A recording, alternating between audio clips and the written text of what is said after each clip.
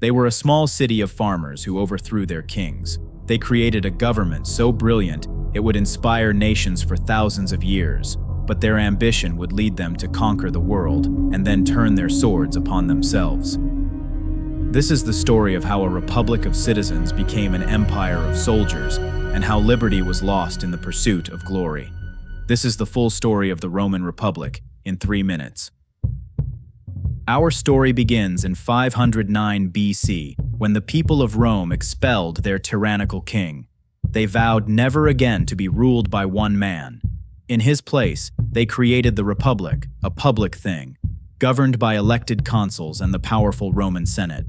At its heart was the motto, SPQR, Senatus Populusque Romanus, the Senate and the people of Rome. This new republic was relentlessly aggressive.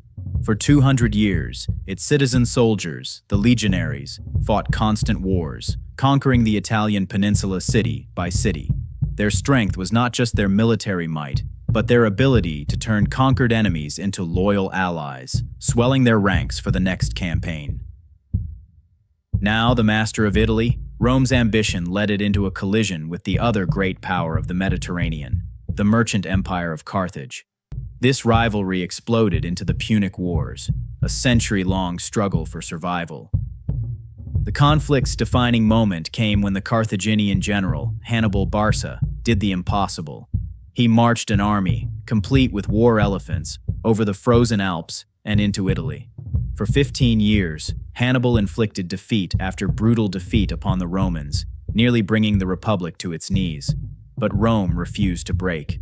They adapted, endured, and finally, under the general Scipio Africanus, defeated Hannibal and burned Carthage to the ground. The victory left Rome the undisputed master of the Mediterranean. Conquering the world brought unimaginable wealth, but it poisoned the Republic.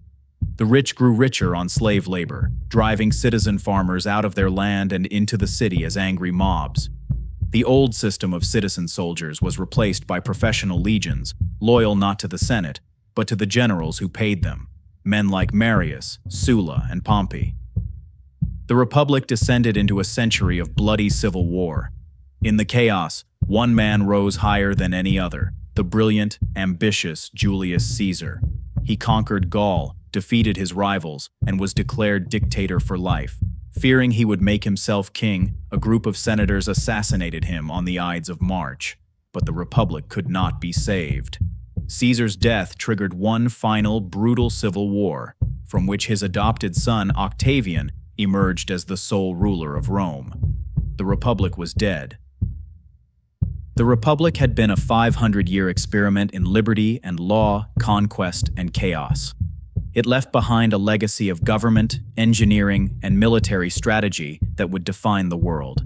But in the end, its ambition grew too large for its ideals. The Romans had killed a dictator, but they had inherited an empire, and an empire needs an emperor. The age of civil war was over, and a new era of absolute power, the Pax Romana, was about to begin under Rome's first and greatest emperor. Click the video on your screen to watch the full story of Augustus and the Roman Empire in 3 minutes, and be sure to subscribe to Epic Past so you don't miss a single story that shaped our world.